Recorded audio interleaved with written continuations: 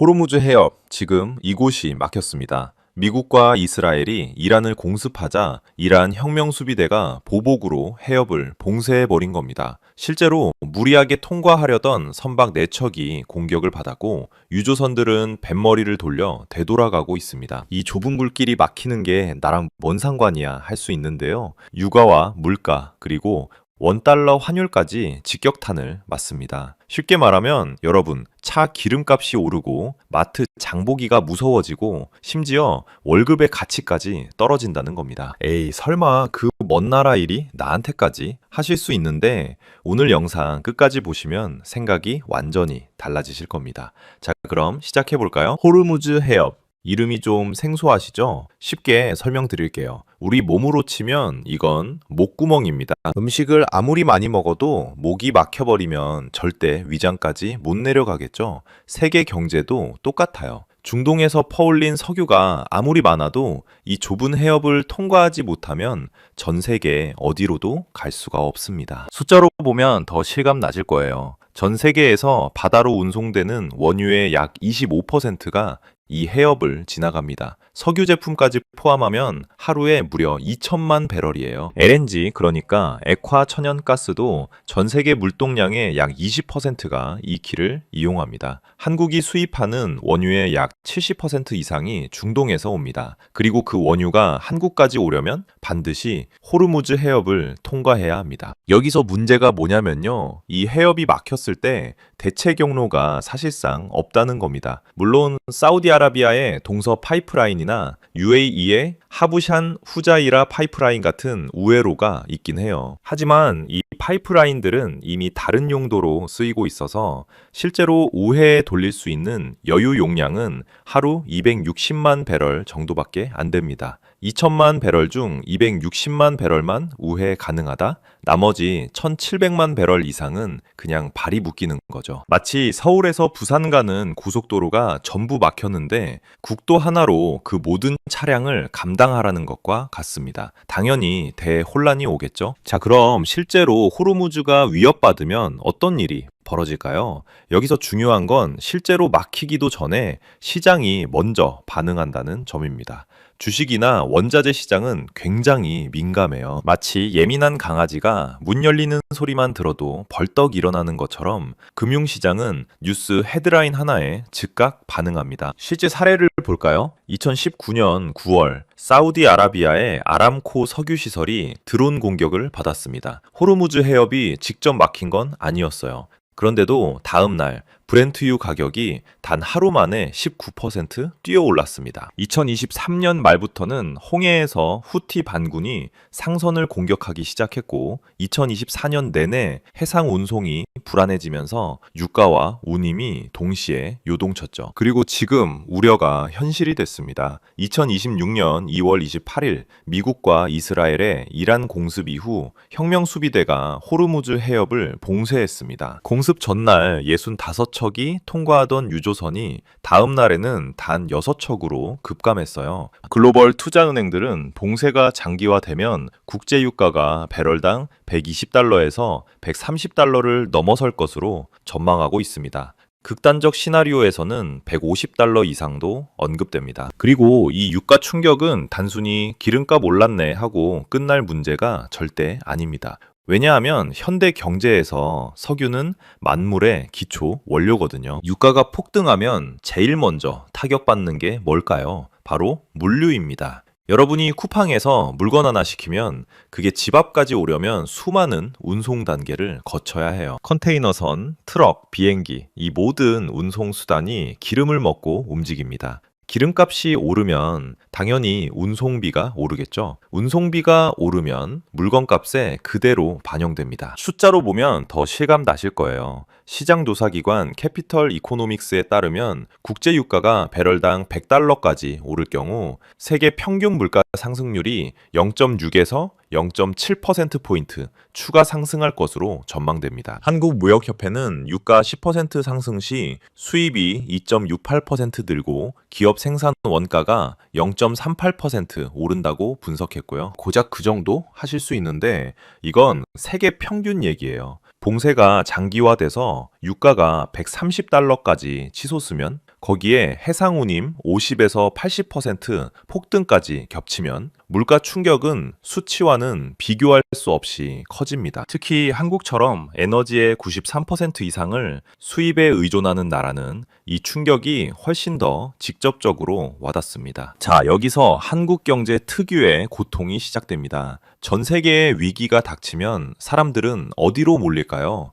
바로 달러입니다. 위기 상황에서 달러는 일종의 방공호 같은 역할을 해요. 전쟁 나면 사람들이 대피소로 달려가듯 금융 위기가 오면 투자자들이 달러로 달려갑니다. 이걸 안전자산 쏠림 현상이라고 부르는데요. 문제는 이렇게 달러가 강해지면 반대로 원화 가치는 떨어진다는 거예요. 실제로 공습 전까지 1430원대로 안정되던 원달러 환율이 이란 공습 직후 1447원까지 치솟았고 3월 3일 장개시 후에는 1460원대까지 뛰었습니다. 여기서 봉쇄가 장기화되면 국민은행은 공습과 반격이 지속되는 시나리오에서 환율이 1,500원대 중반까지 오를 수 있다고 전망했습니다. 이게 왜 문제냐면요. 한국은 원유를 달러로 결제합니다. 유가도 오르고 환율도 오르면 이건 더블 펀치를 맞는 거예요. 쉽게 비유해 볼게요. 원래 100달러짜리 물건을 사려면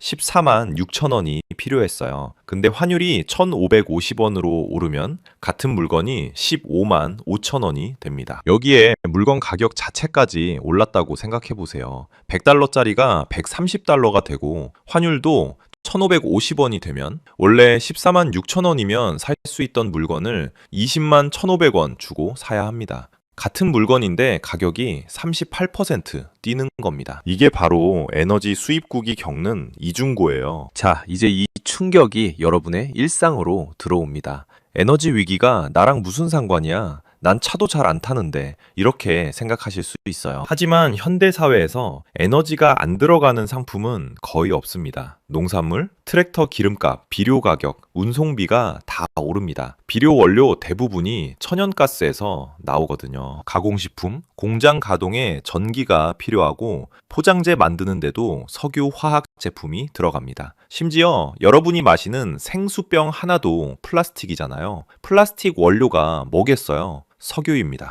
2022년 러시아 우크라이나 전쟁 때를 기억하시나요? 밀 선물 가격이 70% 넘게 치솟고 옥수수도 30% 이상 폭등하면서 전 세계 식료품 물가를 끌어올렸습니다. 한국도 예외가 아니었어요. 밀가루 값이 올라서 빵값, 라면값, 국수값이 줄줄이 올랐죠. 지금 벌어지고 있는 호르무즈 사태는 이것보다 훨씬 더 심각할 수 있습니다. 왜냐하면 호르무즈는 단순히 원유만 지나는 게 아니거든요. 전 세계 LNG 수출의 20%가 이 해협을 통과하고 석유 화학 원료, 중동산 식품까지 다 이 길을 통해 나옵니다. 이미 카타르가 LNG 생산을 중단한 상태예요. 전방위적인 공급 충격이 오는 겁니다. 마트에 가면 장바구니에 담는 물건마다 가격표가 바뀌어 있을 겁니다. 그리고 그 가격표는 하나같이 위쪽 방향을 가리키고 있겠죠. 여기서 진짜 무서운 시나리오가 등장합니다. 스태그플레이션. 이 단어 뉴스에서 한 번쯤 들어보셨을 거예요. 근데 정확히 뭔지 설명해 달라고 하면 좀 애매하시죠? 쉽게 풀어드릴게요. 스태그는 정체를 뜻하는 스태그네이션에서 플레이션은 인플레이션에서 따왔습니다.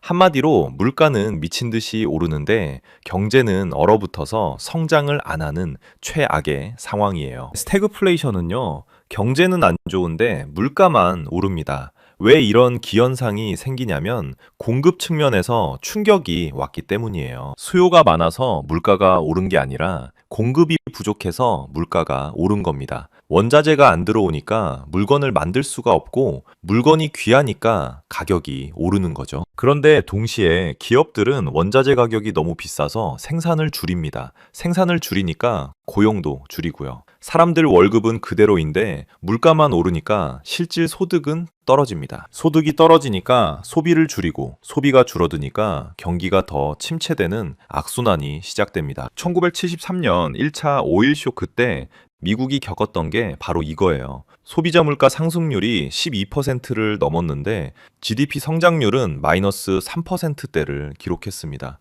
호르무즈 봉쇄가 장기화되면 우리도 그 악몽을 다시 경험할 수 있습니다. 자, 이제 제일 중요한 파트입니다. 그래서 나는 뭘 어떻게 해야 하는데 위기 상황에서 개인 투자자가 고려해 볼 수 있는 전략들을 정리해 드릴게요. 이 내용은 정보 제공 목적이며 특정 상품에 대한 투자 권유가 아닙니다. 투자 판단과 책임은 본인에게 있습니다. 첫 번째, 원자재 ETF 편입 고려. 위기가 오면 에너지 가격이 폭등한다고 했잖아요. 그 흐름에 올라타는 방법이 있습니다. 원유 ETF, 천연가스 ETF 또는 종합 원자재 ETF를 포트폴리오에 일부 편입하는 거예요. 대표적으로 미국 시장에서는 USO, 원유, UNG, 천연가스, DBC, 종합 원자재 같은 상품들이 있습니다. 다만 주의할 점, 원자재 ETF는 장기 보유에는 적합하지 않아요. 롤오버 비용이라는 게 있어서 오래 들고 있으면 손해를 볼 수 있습니다. 단기적인 해지 수단으로 활용하는 게 좋습니다. 두 번째, 달러 자산 비중 조절. 위기 초반에는 달러가 강세를 보일 가능성이 높습니다. 실제로 이번 이란 사태에서도 달러 인덱스가 급등했죠. 달러 표시 자산을 일부 보유하면 환율 상승에 따른 방어 효과가 있어요. 달러 예금, 달러 RP, 미국 단기채 ETF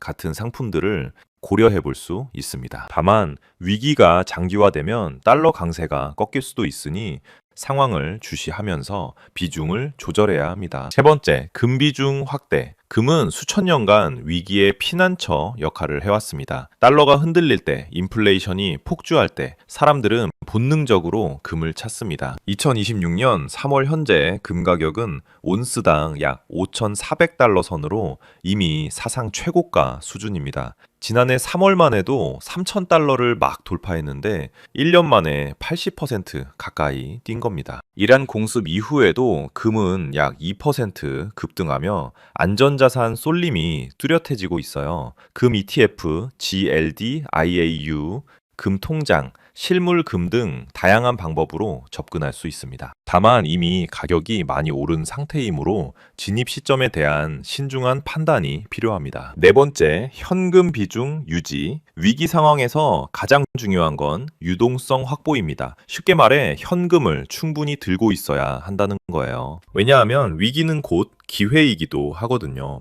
시장이 패닉에 빠져서 자산 가격이 급락할 때 현금을 가진 사람만이 저가 매수를 할 수 있습니다. 2008년 금융위기 때도 2020년 코로나 폭락 때도 유동성을 확보하고 기다리던 투자자들이 이후 큰 수익을 거뒀습니다. 포트폴리오의 20에서 30% 정도는 현금성 자산으로 유지하는 걸 고려해 보세요. 다섯 번째, 방어주 중심의 포트폴리오 재편.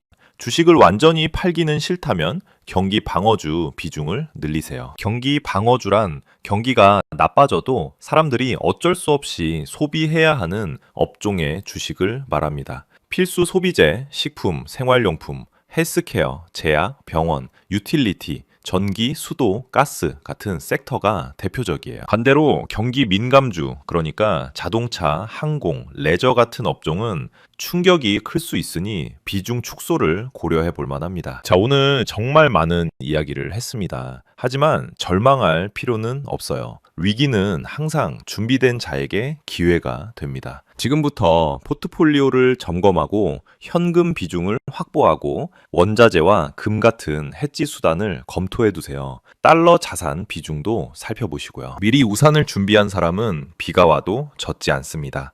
여러분 모두 현명한 투자자가 되시길 바랍니다. 다음에도 여러분의 돈을 지켜주는 핵심 정보로 찾아뵐게요. 보통의 경제학 구독과 좋아요, 알림 설정까지 부탁드리고요. 그럼 다음 영상에서 만나요.